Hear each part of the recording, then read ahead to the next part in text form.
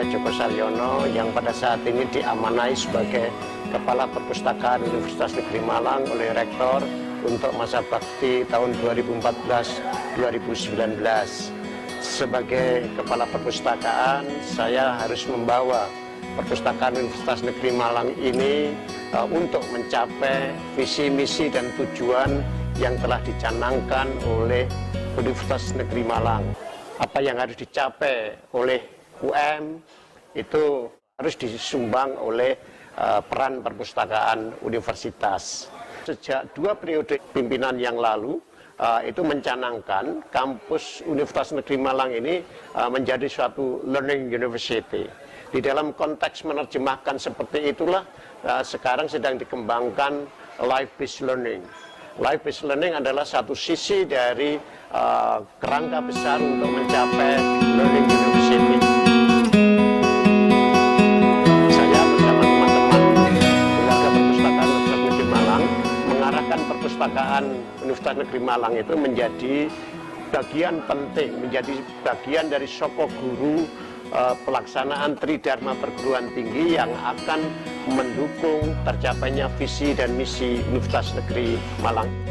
Nah, oleh karena itu, Perpustakaan Negeri Malang ini akan kami arahkan kepada 4 hal, yaitu perpustakaan yang menjadi sumber belajar secara terbuka, secara inklusif, secara bebas bagi seluruh sivitas akademika dan lingkungan sekitarnya.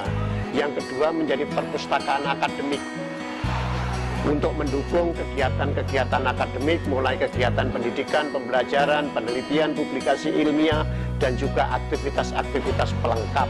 Aktivitas pelengkap itu yang sekarang mungkin dikenal adalah kompetensi tambahan di luar kompetensi inti setiap mahasiswa. Kemudian yang keempat, perpustakaan ini harus mengarah kepada perpustakaan digital. Karena dunia digital itu semakin membingkai penyelenggaraan dan pencapaian learning university itu. Bagaimanapun sekarang sudah berkembang yang disebut massive open online course. Nah, disitulah saya kira perpustakaan harus memainkan peran yang penting. Tetapi secara teknis dalam untuk mencapai semuanya itu, maka perpustakaan kita ini juga harus menjadi perpustakaan yang ekologis. Oleh karena itu, perpustakaan ini harus rindang, nyaman untuk dinikmati. Dalam konteks seperti itulah, maka perpustakaan akan kami arahkan menjadi sebuah ruang, sebuah tempat untuk berinteraksi bagi sivitas akademika, bahkan bagi aktivis-aktivis di luar untuk berinteraksi di sini. Lalu sebagai ruang relaksasi, jadi tempat sini adalah tempat berrelaksasi. Nah, ketiga, itu ruang edukasi, ruang belajar yang santai. Nah, dalam konteks life-based learning yang sudah mulai membaurkan antara kelas dan luar kelas, bahkan dunia kerja, maka perpustakaan juga harus menyesuaikan diri seperti itu. Nah, oleh karena itulah pada masa tugas saya membangun misalnya kafe pustaka ini. Ini sebuah ruang terbuka, ruang publik yang dalam bahasa teknis perpustakaan itu disebut marker space, atau di dalam bahasa yang sosial yang lebih umum itu disebut ruang publik, tempat siapa saja bertemu, bersantai, bertemu, tapi juga belajar secara inklusif. Nah, kerangka besarnya ke sana. Disitulah maka kebijakan-kebijakan perpustakaan ini diarahkan kepada penciptaan sebuah lingkungan yang ekologis, lingkungan yang penuh akses digital, kemudian lingkungan yang terbuka, tidak sulit, dalam arti memiliki aksesibilitas tinggi, tidak sulit dicapai, tidak sulit dijangkau. Kemudian sekurang-kurangnya hambatan-hambatan itu harus diperkecil kalau tidak bisa Nah, ini kerangka-kerangka besar. Nah, untuk itulah maka berbagai program perpustakaan ini dicanangkan. Setidak-tidaknya ada 3 garis besar, yaitu peningkatan infrastruktur fisikal. Peningkatan infrastruktur fisikal ini misalnya pembenahan tempat-tempat, ruang-ruang, lingkungan yang bisa memberikan layanan yang nyaman bagi para pemustaka, pada semua orang yang datang kemari. kemudian pembenahan sarana-sarana fisik, lalu pembenahan infrastruktur sosiokultural dan akademis.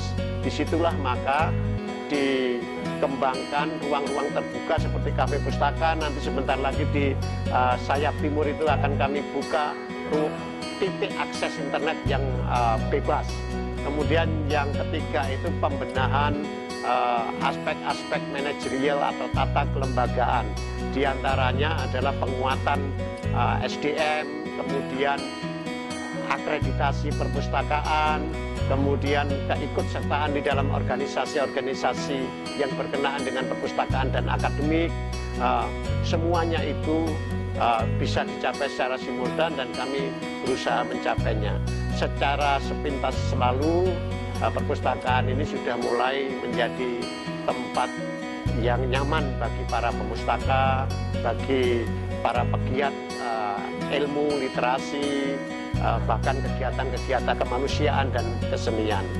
Nah, sambil lalu ini terus berjalan, ya tidak serial, kami akan mengembangkannya menjadi lebih kuat lagi sehingga betul-betul bisa memberikan kontribusi yang penting bagi pencapaian visi, misi, dan tujuan Universitas Negeri Malang dalam penciptaan lingkungan yang ekologis, yang nyaman. Terlihat semua orang sudah mulai senang kemari, lingkungannya juga segar, tidak panas, sehingga orang betah berlama-lama di sini. Selain itu, kami juga mulai menjalin dengan berbagai institusi untuk memperkaya pustaka. Kami sudah menjalin dengan Scopus, kami menjalin kerjasama dengan Perpustakaan Nasional untuk memperkuat, memperkaya bahan-bahan pustaka yang ada. Selain itu kami juga melipat gandakan anggaran untuk melanggan jurnal-jurnal ilmiah elektronis, buku-buku ilmiah elektronis. Ke depan kami akan terus meningkatkan semua itu sehingga betul-betul perpustakaan ini menjadi salah satu sokok guru, menjadi salah satu infrastruktur penting pelaksanaan Tridharma Perguruan Tinggi Universitas Negeri Malang yang betul-betul bisa mencapai visi misi tujuannya, yaitu menjadi perguruan tinggi unggul dan rujukan di kawasan Asia Tenggara dan Pasifik ini. Saya kira garis besar arah orientasi pengembangan perpustakaan Universitas Negeri Malang demikian. Terima kasih. Wassalamualaikum warahmatullahi wabarakatuh.